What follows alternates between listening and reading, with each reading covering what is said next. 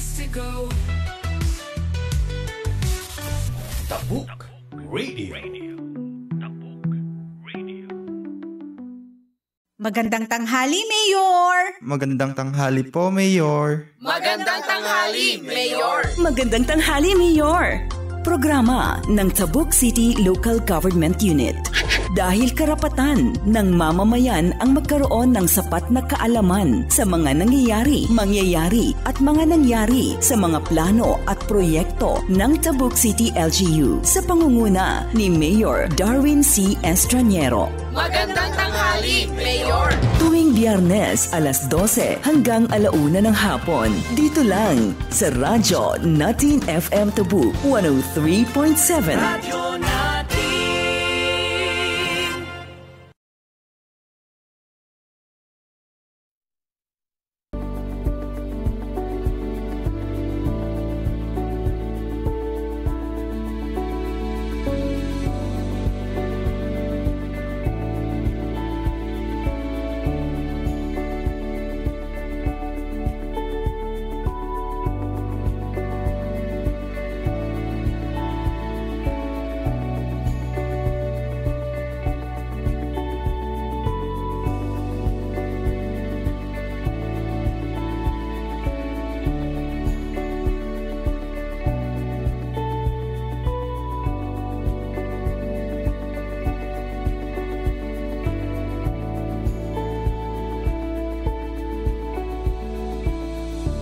Magandang tanghali, Mayor! Magandang tanghali po, Mayor. Magandang tanghali, Mayor! Magandang tanghali, Mayor!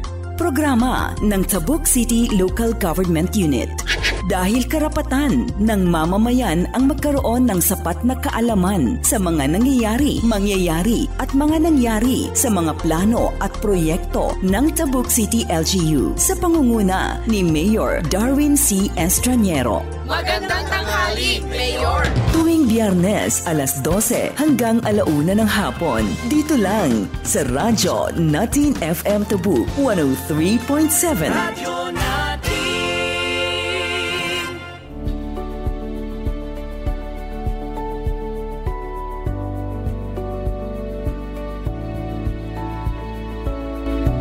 Naimbag nga aldaw manen kanya tayong amin kagayam kakabsat ken kakailan kasamat ka iti aming ngagdingdengeg iti tangatang iti daytoy nga programa tayo.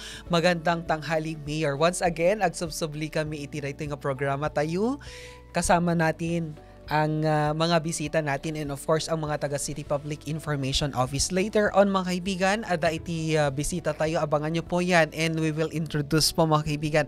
Dito nga programa kat indaulwan iti Office of the City Mayor, Engineer Darwin C. Estraniero, together with our City Vice Mayor Attorney Rick Balo, kasama dagiti aming City Councilors and dagiti Department Heads iti City Local Government Unit of Tabuk. And of course, dagiti aming agbuybuyan niya, hope nga nasalunat kastamot nga naragsak kayam amin. And together with us, ngaykat iti manglilidmat lang amay sa our Chief Information Officer ni Ma'am Aurora Amilig. Iti daytoy nga programa, da kami garati makadwayo siak ni Ian Jeffrey Adatu. Siakmat ni Aysen Bukalen. And makadwa tayo matlang iti Technical Department ni Engineer Kurt Solbita, kastamot ni Sir Reddy Retotal, dagiti staff iti Tabuk City Public Information Office, kan dagiti staff iti Radyo Natin FM. Sir, kumusta kan? Parang mahaba-haba yung vacation natin noon and then nagbabalik po tayo sa ating second na programa ngayong taon. I mean, second episode Second natin. episode, yes. Yes, kasamang Ian, I'm good. Nakapagbakasyon din ng very short lang naman and kahit ko lang magkakablaawan nagiti kakailian tayo nga taga Kalinga iti Happy New Year, Happy Three Kings kan inya pa dagi sumanunong holidays natin in the next few weeks and kahit kumat lang i-greet niya itong mga farmers natin kasi pinagraraupatan niya. Kat ayun na naman yung bayarin natin sa mga nagiti agraup except kada gidi agsabog inya iti pananim po nila. So naimbag nga aldaw ka na kayo amin. Kadagi kakarubak EJ Proxinco. Ayan, hello po. Yes, and nagiti kakadwa tayo dito city local government dagiti na dumadumang opisina and our colleagues EJ Provincial Capital din and other line agencies and kadagito estudyante naimbag nga aldaw kada kay amin. Ayan. So, dito garod Sir Aizen, dito yung ikat second episode, at least ada bisita tayo manon and Yes. timely kasi adada dita lang tanas. Nakita tayo earlier and then nakuha tayo although nagpaabot tayo ng invitation earlier po yan. So, itatama kadwa tayo garod ni Sir Ramon Chito Soriano, Chief Education Program Supervisor Curriculum Implementation Division, iti SDO Tabuk City. So, iso na iti makadwa tayo na imbag nga aldaw, sir? Naimbag nga aldawmat kada kayo nga dwa. Napalaos ti ragsak ko tayo ni kandak ti gundaway nga umaymot ang padas nga agsarita iti sango ti kapira ken mangngeg dagiti mang suporta ti dayto nga programa. Medyo manerbyos anak ta high-tech mat kan dito studio yo.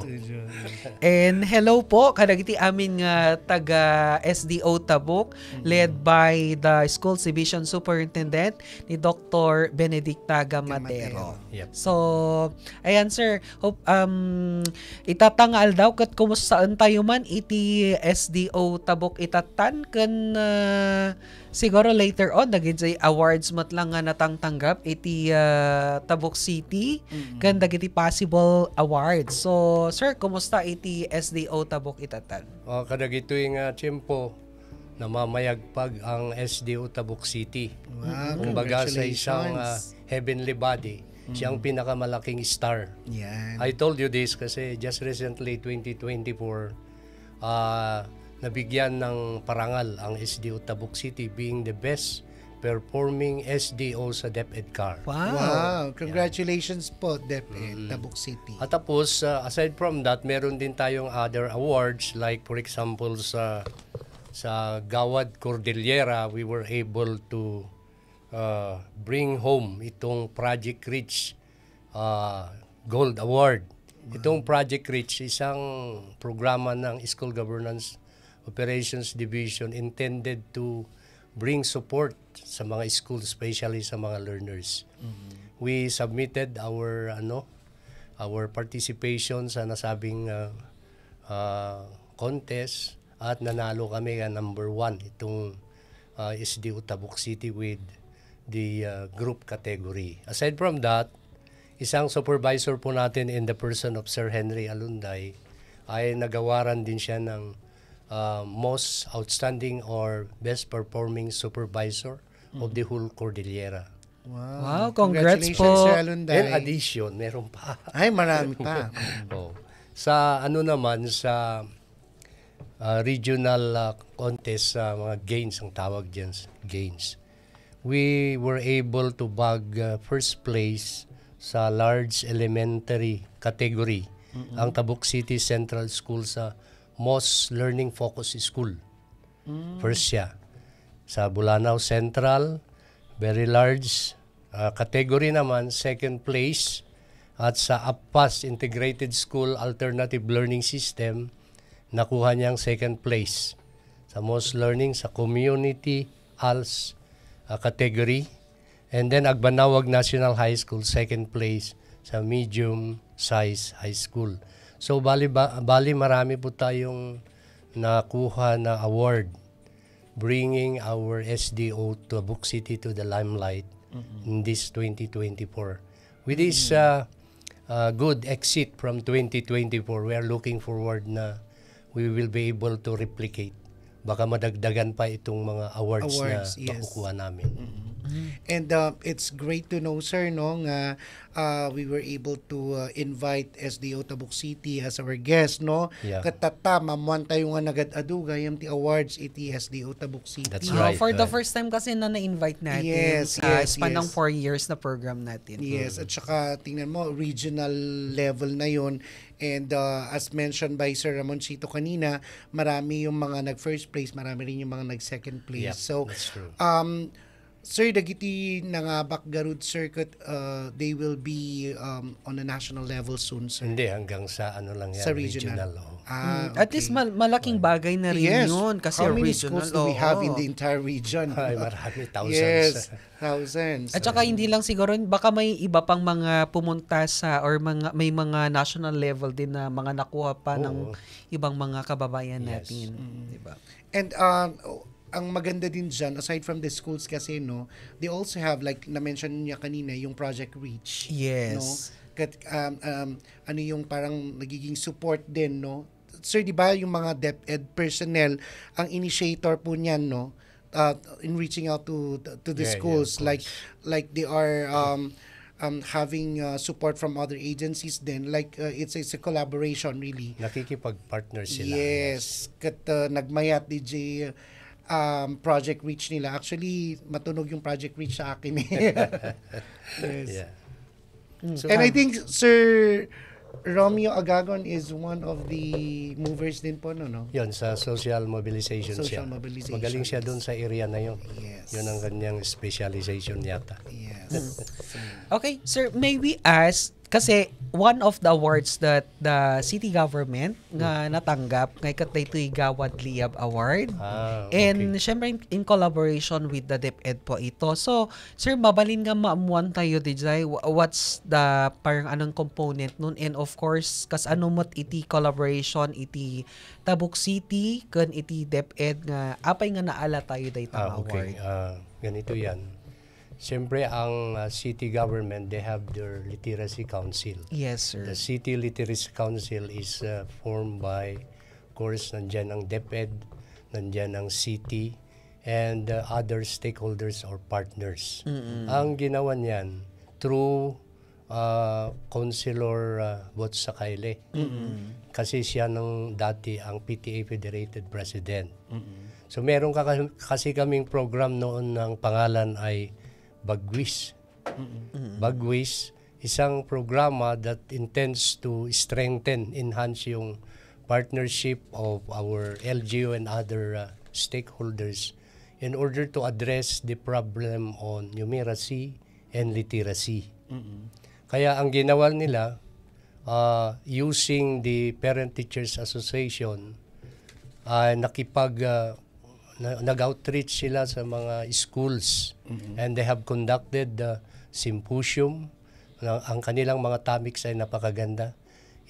Topics that are intended to develop the rounded personality of our learners. At the same time, meron din silang time na tumulong din sa pagpapalaganap sa literacy efforts ng ating division. Kaya sumakay sila sa programa na yon. Yung programa nila at saka programa ng DepEd in terms of literacy ay nagkasama. Kaya in every symposium na ginagawa nila ay na-integrate yung konsepto kung paano madidevelop yung reading abilities ng mga learners. That's how simple it is. So bali yung collaboration ang ano doon. Tinitingnan doon. So it's more on the emphasis there is the collaboration efforts between DepEd and itong mga City LGU. So yung tinitingnan. Actually sir, when I heard about yung award na yan, sabi ko, di ba parang literacy award kasi yun eh. So sabi ko, does it mean to say na we have high number of literacy rate dito? So yun pala yung emphasis. Yung efforts nila. It's the efforts. Yeah. Yun. Ayan, tama, buti nung tinanong mo ako dati, hindi ako, Yes.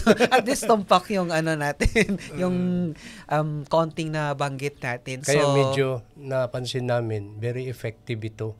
Kasi mga bata, palagi nilang tinitignan yung teacher lang. Pero pag may ibang mukha silang nakita, parang may improvement ng attention nila sa sinong nagsasalita. Yung ganyan. Tama. Okay, so 12:13 iti oras sa gagayong kakabsat ken kakailyan. Still, nabanggit tayo garod iti collaboration iti Tabuk City ken kasamat iti DepEd. Sir, kumusta naman natin yung collaboration ninyo when it comes sa mga programs, sa mga activities in With City. other engagements po ng DepEd? With City LGU. With Yes, City sir. LGU. With Speaking City of City LGU, talagang saludo kami. Kasi halos yung mga hinihiling naming support from the City LGU through the Mayor. So saludo kami kay Mayor, Vice Mayor, and all other city officials ay pinagbibigyan through the local school board. Lahat ng mga problema na dinadala namin doon, nabibigyan ng lunas. And then, itong malaking programa na DepEd Support Fund ng LGU ay nakakatulong din for the implementation of our various programs. Isa dito, limbawa yung Regional Press Conference. Pinupunduhan yan ng LGU Support Fund. We have also the Regional Festival of Talents. And of course, ang pinakamalaki din itong sports program, which is under the Office of the Mayor yung binibigay na pondo. So, malaki talaga ang naitutulong. Hindi kami pwedeng kumawala Yes. sa City LGU. Pag wala sila, maaring hindi kami may implement yung mga malalaking programa namin. Although, may mga pondo rin na binibigay ng DepEd, pero it seems na hindi enough to address all the programs that we have. That is why it's where the LGU comes in, no sir, na iso nga yung makon ko na tayo gamin nga LGU support fund to DepEd, to different agencies. Yes. Actually sa ano pa lang natin, sa annual plan kasi natin, may mga support fund to specific sector or specific agencies Isa like yun DepEd. yung DepEd. Yeah, DepEd, PNP, BJMP, BFP, something like that. So, yun kasi sila yung mga ano natin partner talaga natin mga line agencies. So, it's mayat nga naman tayo lang inya dagi na duma-duma nga interventions iti LGU kadagiti na programs iti DepEd. Actually, sir, dangay tikwa in relation to the Tikwa support fund, sir, dangay gamin di makon ko na tayo nga special education fund. SEF. Sa SEF, yes sir. Kasi kahit kasi sa ano natin, ada nga talaga iti allocation iti SEF niya. I'm not pretty sure. I think it's just it's 1% or a certain percentage. 1% no, of sir, of the era ng isang LGU. So, sir, ano po yung kino-consider or in terms of the prioritization no inya ti mayapanan nyo iti SEF? Ano po yung mga considerations po ninyo doon? Sa SEF namin, it's more on this sports talaga yun. Yan, oo. Ang LGU support fund to DepEd, iba yata yung SEF kasi Yes. nakaano na yun. Pero merong iba, yung support fund ay ginagamit po namin sa other co-curricular activities. Kung sa DepEd ang pinag-usapan, and of course others, di ba, merong incentive na binibigay sa DepEd personnel, kasama na rin doon. Kasama na doon. Okay. At least ko niya, no makikita tan nga, it's more on yung sa sports development na pupunta yung special education fund, sir, no? And mayat-mat lang data kasi I think nagbo-boom na rin yung sports natin dito sa Tabuk City. That's right. Tama. Yes, and we're even umaabot na nga sa national competitions. And some of our athletes talagang dinadala ang pangalan ng Tabuk City, no, on a national level na competitions in terms of the sports. Yeah. Tama yan. So, ayan. At least, no, ada nagiging kayat ng ag-comment. Kakailian nga kat open lang iti Tabuk City Public Information Office page. Baka, no, dati kahit yung i-clarify ni Sir Ramon.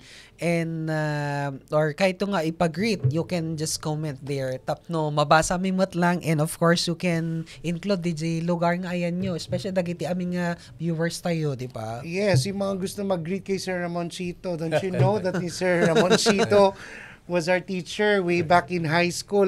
Nagitaga St. William's Academy. before. Baka gusto nyong, ayan na, makita natin si Sir Ramoncito. Siya yung guest namin today. Yan. And mga kaibigan, sir, idagdag lang natin natatanungan. No, Yes. maganda ito niya kasi every agency naman inya ada dagiti challenges. Yeah. So, may we know dagiti challenges mo iti DepEd, especially iti Tabuk City, sir. Well, SDO Tabuk City ti kadakkelan nga challenge kanyami dito yung status ti learners literacy and numeracy. Tangamin kadagiti naglabas nga assessment na duktalan mi nga at dagiti ubing nga talaga nga nababa iti proficiency level da. Iti challenge kanyami nga talaga. Ano kaya, Sir Tikwa? Parang if we are going to dig deeper, no, nga bumaba yung learners competency ba yung tawag doon? Proficiency. Proficiency nila. Mga reasons. Ano kayong mga possible factors, sir? Kada kami nga nang ad-adal, adu dagiti factors. Mabaling dagitoy awan ti attention daw na yung sa di gadgets niya. Ti sumula ti igamandan ti gadgets imbis nga gadal. Tapos dagitoy siguro interruptions ti klase. Siguro daduma met family problems. When ken daduma ko talaga nga attitude. Dagijay ti kangrunaan. Some other factors siguro mo lang peer pressure, sir, no? When. Oo. And yung napansin ko din yan, yung dahil sa yun nga sa technology ngayon, no, yung attention span ng mga bata parang more on dagiti no niya yung mabuybuya da kada dagiti different social media platforms. Ganun na lang. Siya gamingkit ko datayo mo nga older generation. Traditional. When datayo nga older generation, iba naman ang mindset natin. We use the technology in researching, dati, no? Oo, alam niyo dagiti ubingin niya makangkangag amoy ba nga idi nga ikat mapangkami pa iti library tap nag-research kami tatan ket andito na lahat sa internet, no? So might as well use your time no adaman iti no kas pangarigan adati lessons nyo nga something na medyo challenging sa inyo. Marami naman kayong pwedeng makuha sa internet, no? Tapno tapno medyo maliwanagan kayo dun sa diniscuss ninyo siguro na topic nung sa subject ninyo, mag-research kayo. We have different platforms, no? So, di pag-usaran nyo ti technology, hindi yung kung ano-anong pinapanood nyo sa social media platforms. Yun. Tama. Sir, damagin mo man, ibig sabihin naka-apekto dagiti kasi 'di ba mga walang pasok dahil sa bagyo and of course yung the COVID, yung height ng pandemic na yun. Malaking factor yun na naka-apekto sa proficiency dagiti ubing tayo, sir. Siyempre, adda nga intended competencies to be taught during the day. Kit no awan ti klase day jengal daw, meaning to say the competency that are intended to be taught were missed. Diba? Yes, Ganon. yes, sir. But ang pag yung mga ganyang circumstances, sir, are there like make-up classes na ginagawa po? Ang remedyo po na ginagawa namin is gagamit sila ng self-learning modules, SLMs. But the issue there, we are not sure Yes. na ginagamit yung SLM. We are not sure that sila naman ang gumawa doon. Tulad ng pandemic, di ba may mga feedback noon na hindi yung mga bata ang gumawa ng... Marami pa nga daw naka-honor, sir. Totoo pala yun. Maraming So naka-honor. merong kaming remedyo na alternative delivery mode. Pero iba talaga yung face-to-face na pag-aaral sa classroom mo. Yes. So, At least nakita tayo nga dati effect na nga talaga. And paano nyo in-address yung mga ganong bagay, sir? Kasi yati parang naging waste tap no. At least may improve tayo mo the Of course, proficiency. the first thing na ginawa namin sa mga schools to, yung sinabi mo kanina, we have to dig out the root cause. yes. Bakit ganun kababa yung proficiency level ng bata? So teacher yon. And then, being a curriculum implementation unit of the Schools Division Office, Ang ginawa namin is to strictly monitor the delivery of instruction sa mga classrooms through the school head or instructional leader. Kailangang i-monitor po namin na gumawa talaga sila ng mga lesson exemplars na sang-ayon sa competency, na ito ay i-deliver making use of the corresponding learning materials at dapat merong corresponding assessment sa mga itinuturo. Yun ang isang ginawa namin. So parang tutukan ang instructional supervision sa mga schools through their school heads and through their instructional leader. Itong mga school leader naman, dapat tutukan nila ang kanilang mga teachers. Tignan nila kung talagang effectively and efficiently they are delivering the lessons that were planned. May isa yun. Secondly, we have institutionalized the development of intervention programs. Yung intervention program, parang isang programa that is solely intended to address the learning gaps, yung hindi na pag-aralan ng mga bata, kung saan sila mahina. Yun ang ina-addressan ng intervention. So intervention could be implemented after classes siguro or in between. Depende yun sa strategy ng school head. Yun ang ginawa namin. So all schools, regardless na mataas o mababa ang kanilang proficiency level, are mandated to prepare their intervention program in literacy and numeracy. Yun ang ginagawa namin. And we also tap the help of our stakeholders na tumulong. Tulad ng mga organizations na pwede silang mag-support ng kagamitan ng mga bata. And then likewise, kailangang i-maintain namin yung health, nutrition, hygiene ng mga bata. Because we believe these are contributor naman sa kanilang performance. And we have the psychological support na binibigay namin sa kanila. And we have also the feeding program and others. Para sa ganun ay walang rason upang hindi namin ma-addressan itong problema sa literacy and numeracy. Ganon. Sir, how do you yung level ng numeracy at saka literacy ng mga schools po? May ginagamit kaming assessment tool. Assessment tool. Tulad ng we have the regional assessment test. Mayroong national assessment test. Okay. At That's saka yung, conducted annually, sir? Oo, mayroon pang summative test. Oo. Ganyan. Ay, parang nung high school kami, sir, parang NSAT, no? National School Achievement Test ba yun? That's it. Pag elementary, NEET, National Elementary Achievement Test. Ganun, sir, no? So yung result ng mga assessment na ito ay ina-analyze ng aming mga supervisors. And then, pag na-analyze sila, maaring i-forward din sa region so that the regional analysts will analyze in region-wide sa kanila binabalik sa amin. Ang maganda doon, per school ay meron siyang record of proficiency levels para alam namin kung sino yung school ang medyo kailangan na matulungan. Ganyan. And do you, both public and private schools po ang sinusupervise po ninyo, sir?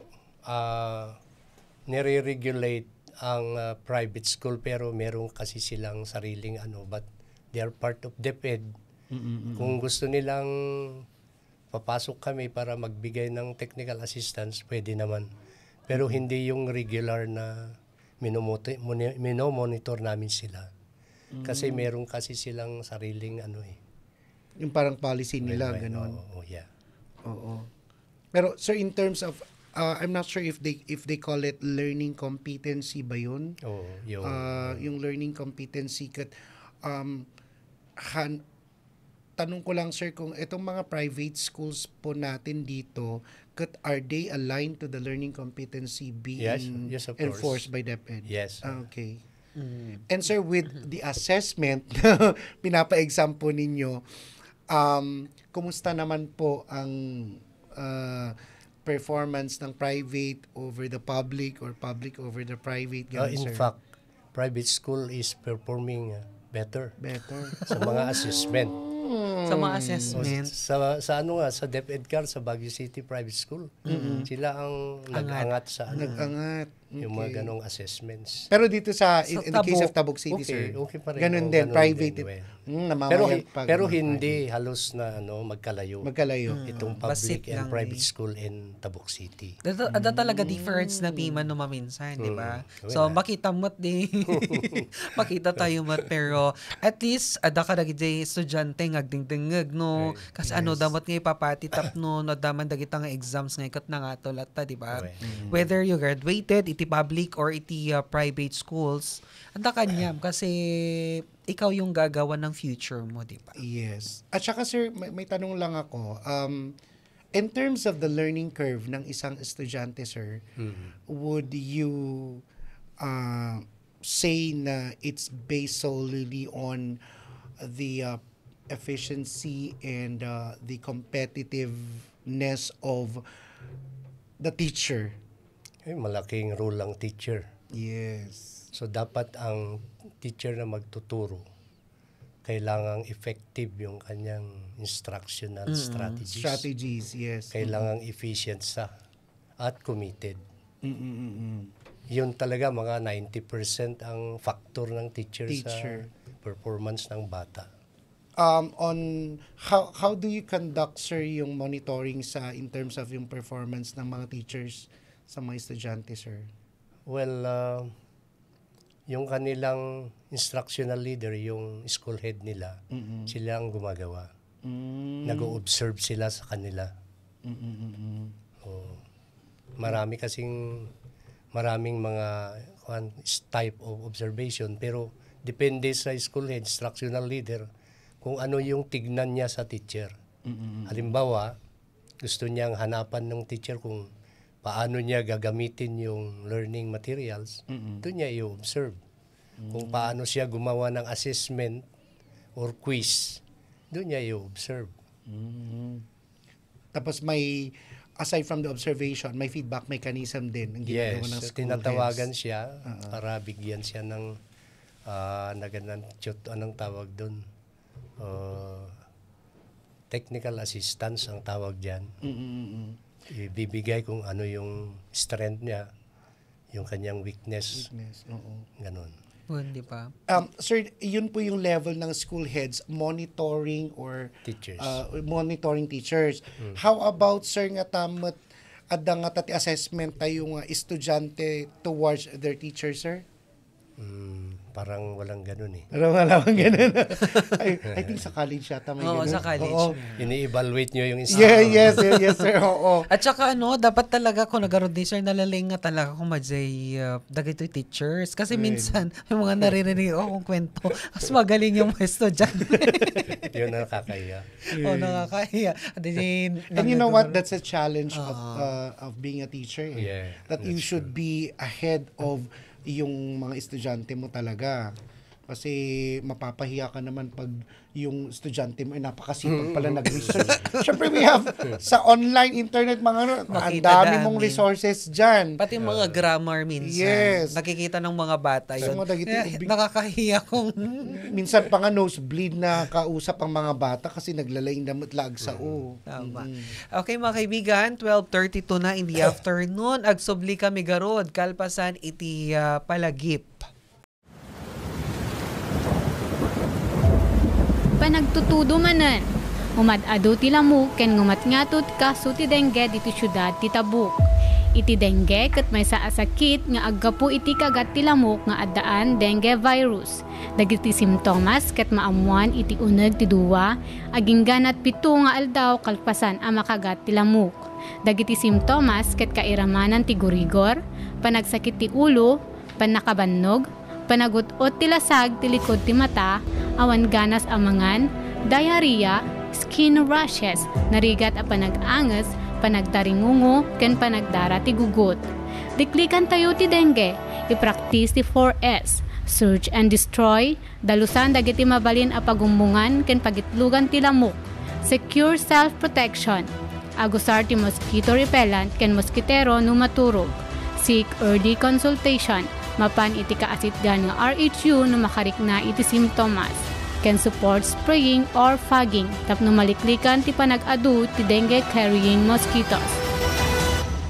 Daytoy apalagip ket manipud City Health Services Office ken City Public Information Office ti Tabuk.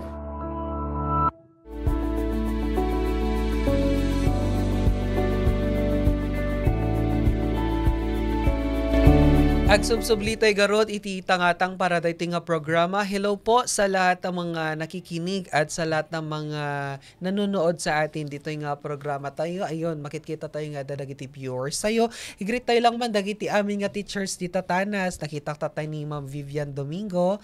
Anya para dita City Meet and of course dagiti amin nga officials SDO Tabuk kan iti Special Concerns Office at dada dita nga agiwarwaras iti makan itata nga lunch and of course kariti amin nga kakailyan tayo niya nga again enjoy iti daytang City Athletic Meet. And I think ngayon sa City Athletic Meet natin kat dito sa gym no may karigikit nang agbuyat ti combat sports kat naka-schedule this afternoon yata no yung combat sports and yes. Tama. Okay. Patimot lang dito yung lawn tennis area. Ayan. Tapos, I don't know, siguro ibagan ni Sir Damdam padagay dito mga locations kasi hindi ko lang. Sa Tanas lang ako kasi mas maraming exciting na mga events doon. Ayan mga kaibigan, so still nga kadwa tayo garot ni Sir Ramon Chito Soriano iti daytoy nga programa. Sir, kasi we're speaking about daytoy learners kanina. May we know kung mga ilan po ang learners natin dito sa Tabuk, ilang mga teachers, mga classroom, or ano pang mga data na pwedeng in relation to that na pwede nyong maibigay, sir? Well, this is fresh from the planning office. In terms of enrollment, meron tayong kabuuang 34,451 enrollment ng ating mga schools, both public and private. At ang male, 17,531. Ang female, 16,920. Hindi nagkakalayo yung number nila. Pero parang ngayon, mas marami yung male. Male, oo. Sa Dati-rati female, sir, Oo. no? So yan ang update natin in terms of enrollment. Sa mga teachers po natin ay may ito po yung data natin. For elementary, sa Eastern Tabuk District, meron tayong 243 na elementary teachers. Ang junior high school naman, 76. At ang senior high school is 27. Sa Northern Tabuk District, ay meron tayong 195 sa elementary, junior high school 160, and senior high school 74. Sa Southern Tabuk District, ang elementary po nating teacher ay 153 at ang junior high school is 99. Samantala sa senior high school, 55. Sa Western Tabuk District, ang elementary ay 157, ang junior high school 74, ang senior high school is 20. All in all, ang teachers po natin ay 1,333. So, elementary until Kwadaitan. Yung 34,000, sir, na learners, lahat na yan. Elementary until senior high. Okay. Parang no na-compare tayo ti Kalinga, mas marami ba sa parang ilang percent ng dito'y Tabuk iti buong population ti Kalinga, sir? I do not have the data to make comparison. Pero mukhang mas marami yata sila. Okay. Yung sa Kalinga. other municipalities. Kasi they have 7 municipalities covering Kalinga Division. At least, di ba, i-clear tayo lang, di ba, separate iti SDO Tabuk and SDO Kalinga. That's Nasa right. mag-11 years na. Okay. Na i-separate. And sir, in terms of the data collection, sir, as in talaga lang separate from each other ang SDO Kalinga and SDO Tabuk? Yeah, of course. Kasi ang data submission is by division. Okay. Ayan na. And, sir, malagip ko nga gamin na i-feature yata one of the schools dito nga it's one of the largest schools dito sa Cordillera. So, damagan mi man sir, kumusta po ang Tanas yan yung na-feature noon. Do we still have that na we still hold one of the largest schools in the Cordillera? Yeah, of course. Despite the fact na marami tayong mga create na mas maliit na school nearby tulad ng Balong, Dilag, we have yan dalawang yan. Still ang Tanas ang pinakamalaki in terms of population. Sa bagay, Cordillera sir, no? I guess not. Kasi nandyan ang Baguio City High. City High. I think dati kasi nung na-feature siya is second largest school in the Cordillera. Baguio City National High School nagado annex na ngayon ako high schools. At least dita kasi I remember I graduated dita Tanas ngayon parang 14 sections na first year kami noon way back in 2006. I don't know kung ilang sections na ngayon. Pero nakita earlier nagado iti building, nagado nga classrooms. So iti the 14 classrooms nung first year lang kami yun. Tapos sa ibang mga school year levels adomot lang nga schools, ado nga sections, and then now, adati napatayuan nga ang lalaki. Ang lalaking buildings So it's a manifestation talaga din na in terms of the population, growing din talaga ang population ng Tanas. Parami ang population natin. Yes. Oo naman. if there's one talaga na increasing ang is the population talaga. Kaya kailangan talagang tataas yan. Yes. Sir, last or the previous days, ada iti bisita tayo garod nga ni Yusek Fatima Panontongan. Sumangpat iti Tabuk City, one of naging bisita po natin sa St. William's Academy. Sir, may we know kung ano yung ginawa ni Yusek dito? May we know or kanta kami man ti summary? Doon niya ti naramid lang siya, that time, sir? Dumalaw siya intended to monitor how assessment is being done dito sa ating division. Nagkataon na may activity dyan sa St. William's Academy kaya doon siya nagbigay din siya ng update, mga technical assistance on how to conduct assessments. Yun ang kanyang sinadya. Even nag-ground kasi sila from Tabuk, napunta rin sila ng Balbalan. Ay, so sir, yung event po ninyo, yung pagdating ni Yusek, kat naitaon lang dati activity di St. Williams. Actually, but not parang St. William as a subject. Yun ang isang sadya niya. Okay. Kasi may gaganapin na assessment, kung kailangan dapat mag-monitor din siya. How, ang tawag diyan is, whenever you conduct assessment, you must have to ensure na ready. Yung readiness. So how's the readiness of the school, sir? Well, naghahanda. Naghahanda. And in terms of the assessment, sir, na i-conduct po doon, how is the assessment? Batikas lang yung conclusion or anything that transpires from the assessment, sir? Yung pre-test, hindi pa diniscuss eh. Later siguro pag dumating yung result ng pre-test, i-discuss para tignan natin. Kasi ang test dapat may pre, may post. I-pre mo yung bata, turuan mo, pagkatapos na tinuruan mo, i-post mo. Post-test. Kung nag-improve yung result ng pre sa post, meaning to say, talagang maganda yung delivery. Pero kung baliktad, yun lang. Ewan ko lang. Kung baliktad, yun na yung medyo questionable yung... Kung baliktad, pinugpugtan. Pinugtugayam di pretest. Simbadoto na niya. Ganun. Pero kasi sa mga workshops, kasi kahit naman tayo mga professionals when we go to workshops, may pre-test and post-test to anong gauge. Nalalaman mo sa ganitong, di ba? Tinatanong palagi yan sa atin. Oo nga, sabi ni Sir Ramoncito, possible nga yan, sir, no? Nga DJ, yung pre-test, gagit nangat nga to, pre-test mo na yung post-test kasi yun pala, magandang guess yun. Tinugto yung pre-test. I have a classmate before high school sa National Achievement Test. 30 minutes or less than ngayon kat nalpas Nalpas na. Ay, Wala ata pinagpugtuan. Sinala sa luyot na. Siyempre si Maduton. Parang siguro minsan kasi mga ganyan na mga assessment, parang parang walang effect yata sa kanila. So, ganun yung ginagawa nila. Pero at least sa school kasi makikita nila kung nag-improve ba or hindi yung bata. So nga ikan conduct na dagita.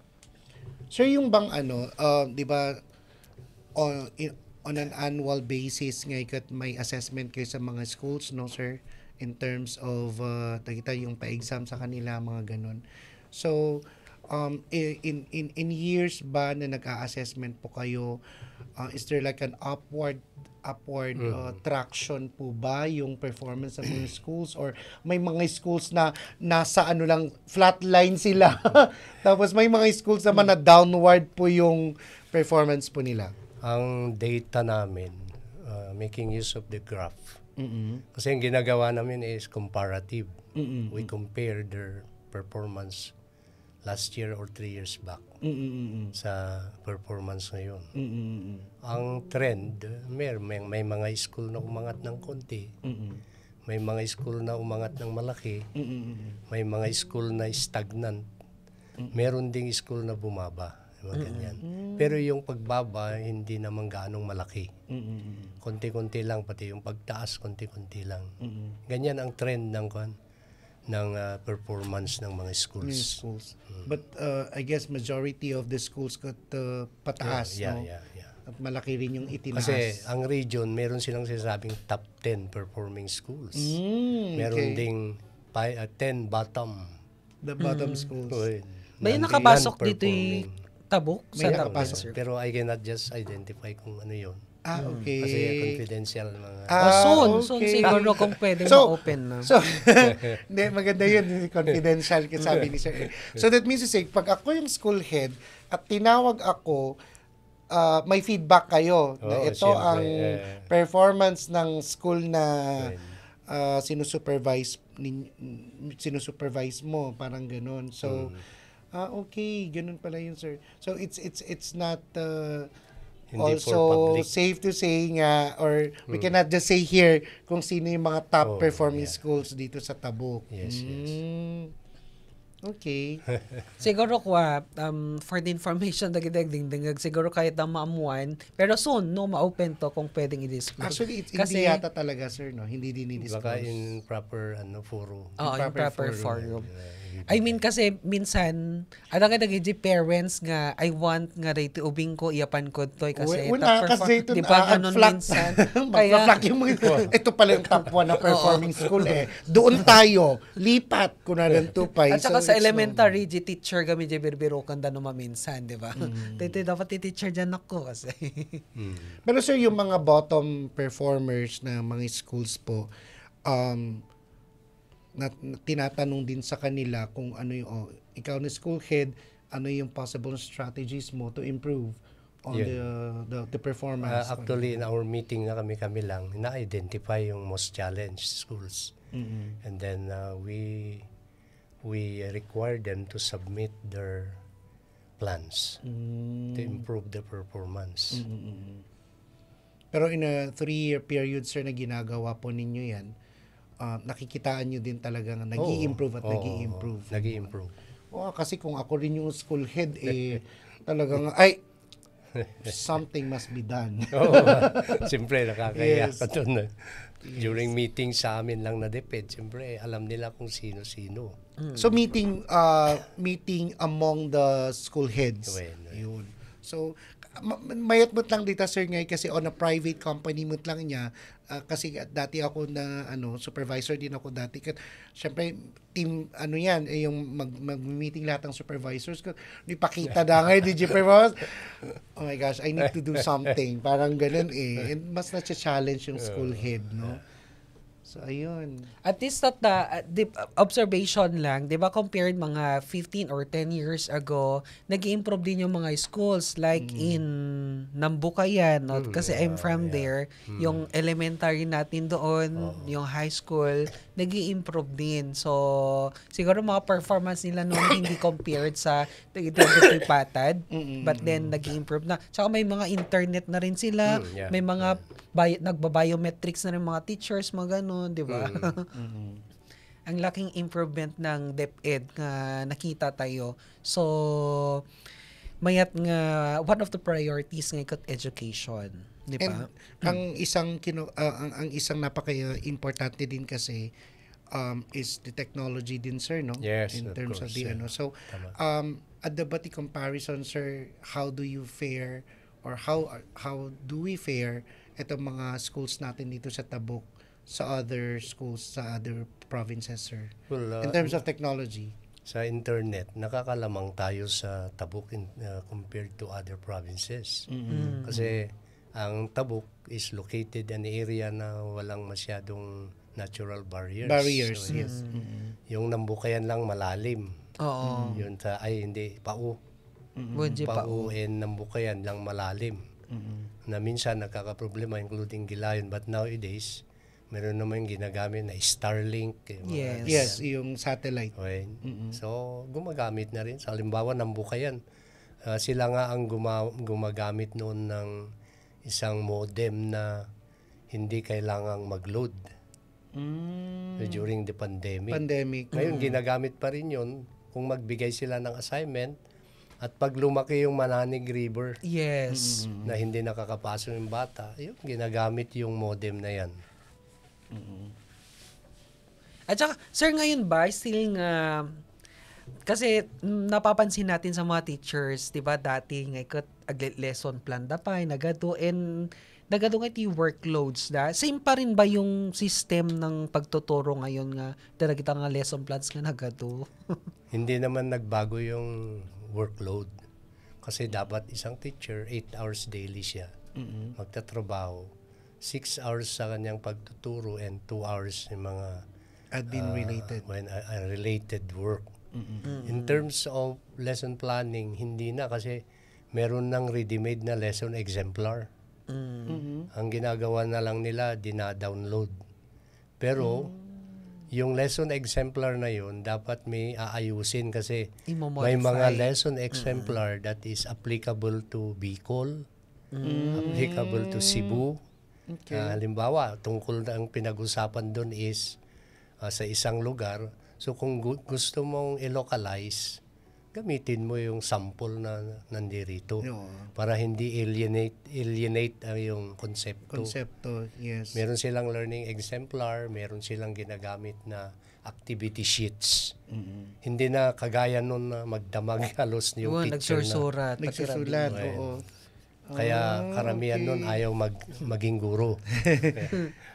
Pero ano na yun, madali na ngayon ang magturo kasi meron na silang ready-made exemplars. Tapos all they need to do is just to modify a bit na that is tailor fit to I-align the nila, setting. oo. Setting ng isang lugar na pinagtuturuan Saka nila. gumagamit din sila ng mga monitor ng classroom ganito. Oo. Ay, may ganito rin sila. Ay, amin nga kwawon. Amin nga school, classroom. At iti TV set da. Okay. And whiteboard, ganun. Hindi na yung green board, sir. Meron pa rin. Meron pa rin green board.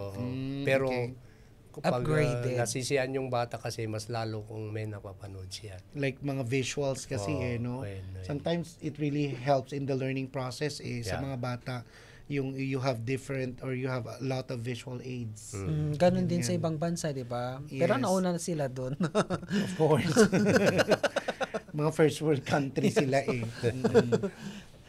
Okay, mga kaibigan, May comment. it's 12:52 na po in the afternoon. We will just read the comment of Ma'am Tanetonia. Magandang tanghali, Mayor. Nalipatak nga Friday tata. Mga idol ko nga nagtataraki. Iti dito yung program tayo. Yes, thank you for watching, Ma'am Tanetonia. So, hope nga nasalon at kayo. kastamat dagiti amin nga OFWs, and of course dagiti listeners iti daytoy nga programa tayo. We'll just plug lang namin na karagiti amin nga kakailyan tayo dagarot iti YouTube channel tayo. Na mabalin nyo nga manggagan dagiti videos tayo, dagitoy nga episodes. Kan numabalbalin nga kat ag-subscribe kayo iti YouTube channel iti Tabuk City Public Information Office, and we also have the Zeno application. You can download that. It's a mobile application nga mabalin nyo nga manggaganyo da kami basta dati internet you anywhere anytime. And you can also share this episode kastamat nga para karagitihan nga naka-follow iti page tayo. I-follow nyo lang apo tapno updated kayo karagiti happenings iti city government with our partner agencies iti CLGU Tabuk. And sa mga teachers, sa mga estudyante, should you wish to comment, nag-comment kayo lata ditoy.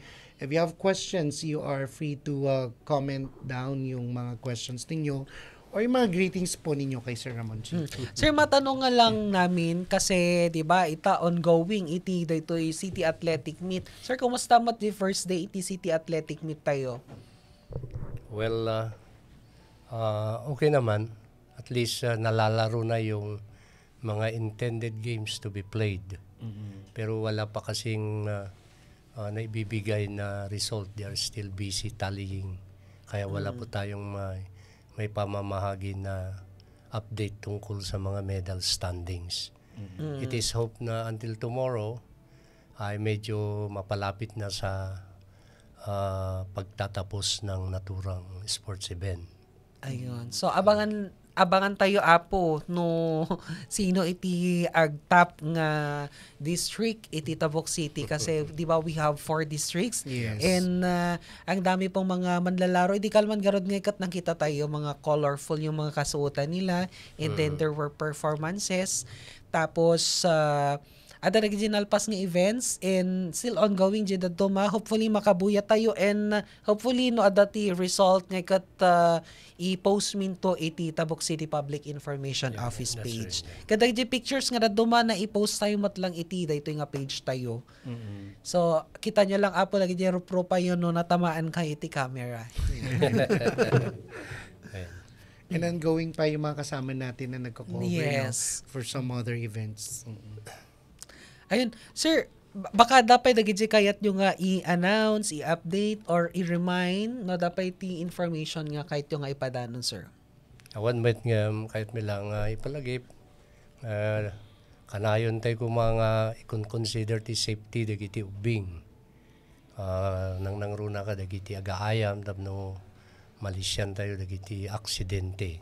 Amutay met na no madangran kaya baka isuti makataktakan ti panag-eskwela da.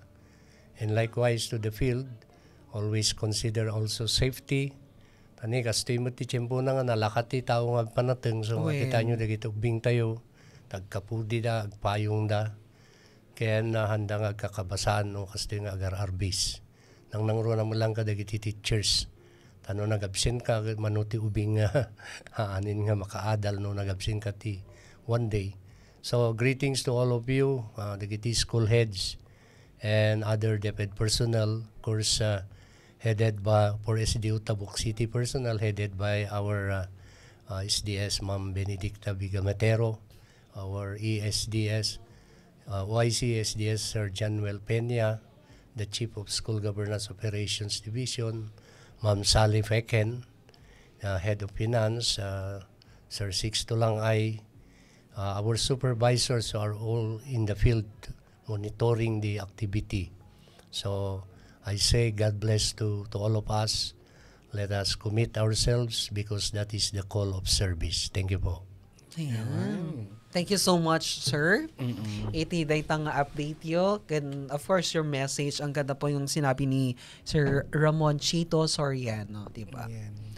Yan, talagang agtutudo pa, nagpapanateng, parang natamaan na naman ako. Pero hopefully, hindi po magko-continue. Wait, nagatulti karabukob ka da. Sumabali ba yung boses? Ayan, karagdi aming nga players, just enjoy the game. di ko nadagarod ng sportsmanship dito tinigbaga ni Mayor Darwin Estraniero together with SDS Benedicta Gamatero di Calman, in-emphasize sa dagitang terms and yun dapat yung ano natin, no? Yung mga sportsmanship. And greet ko lang ni Ma'am Maribel Bravo. So natimay sa nga kinontak tayo. Nagpaabot tayo dito nga letter last time. And thank you Ma'am Maribel.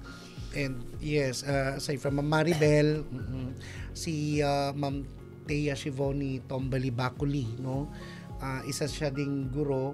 And at the same time nagre-referee kada coach yan. Na umabot pa sa national competitions ang skills niya sa pagko-coach at saka yung skills niya as a referee, no? Yes. So kay Ma'am Shivon, naimbag nga aldaw mo. And dapat nagidado mga teachers nga kilala ko din. Si Ma'am DY Bagayaw from SDO Tabuk City, batchmate ko. Si Ma'am DY, sino pa iba? Kilala ko din si Sir Amado Danao. He's the principal of Bulanao Central School. Hi Sir Amado. Who else? Ba yung mga teachers? Yan yung pinsan ko na teacher Binalin Naganag and then Lino Gamongan ita Kalinga National High School. And ni mother ko, former teacher, Gloria Dato, she's watching right now. And then ni auntie nga Sabina Gamongan, antik mga nasa DepEd dati. The Mr. and Mrs. Dumirag, yan, mga teachers na yung mga yan. And, at saka ang dami kong naging teachers sa Tanas na nasa SDO division ngayon. Ni Ma'am Bai, sino pa rin teacher ko? Ni Ma'am Crescencio Naoy, ni Ma'am Helen Orap. I forgot their names na. Pasensya po. And natutuwa nga ako yung teacher ko nung high school guest natin ngayon. Kaya si Eisenhower ang one of my active students yan. Ayun mga kaibigan, sir, before we will end in this program, baka dapat kahit yung ibaga, sir. Well, ang masasabi ko lang, thank you very much sa Pumayor. Iti dito yung bundawa, iti programam, iti panang warwaragawag kadag iti kang runaan nga informasyon para kadagiti agindag. Kaya nagiti duha nga host tayo. I am inspired working with them here because their questions are really leading and they really deserve to be uploaded. Thank you, sir. Thank you po. Because of their nice performance. Saka yung dalawa po natin kasama sa likod ng technical Thank you. And looking forward for a request na later on bigyan mo ng DepEd ng slot. Yes. Yes po. Para, which is possible, sir. Aayusin natin yan, sir. So, maraming salamat. Kariti amin nga nagbuya kung nagdingag iti daytoy nga programa tayo. Magandang tanghali, Mayor. Daytoy nga programa kat indaulwan iti Office of the City Mayor, Engineer Darwin C. Estraniero. Hello po, sir. Iti Vice Mayor tayo, Attorney Rick Balo, kasama dagiti City Councilors and aming nga department heads iti City Local Government Unit together with our City Information Officer, Ma'am Aurora Amilig. Da kami gariti nakadwayo, siak ni Ian Jeffrey Adatu. Yung siak mo Aysen Bukalen. Nakadwa tayo matlang iti Technical Department ni Engineer Kurt Solvita, kasama ti Sir Reddy Rototal, dagiti staff iti Radyo Natin FM, kan dagiti staff iti Tabuk City Public Information Office. Abangan nyo po ulit ta kami. Next episode tayo every Friday po from 1 p.m. Matagot-tagot ako lasan. Naimbag nga aldaw. Magandang tanghali, Mayor! Magandang tanghali po, Mayor. Magandang tanghali, Mayor! Magandang tanghali, Mayor! Programa ng Tabuk City Local Government Unit. Dahil karapatan ng mamamayan ang magkaroon ng sapat na kaalaman sa mga nangyayari, mangyayari at mga nangyari sa mga plano at proyekto ng Tabuk City LGU sa pangunguna ni Mayor Darwin C. Estraniero. Magandang tanghali, Mayor! Tuwing Biyernes alas 12 hanggang 1:00 ng hapon. Dito lang sa Radyo Natin FM Tabuk 103.7.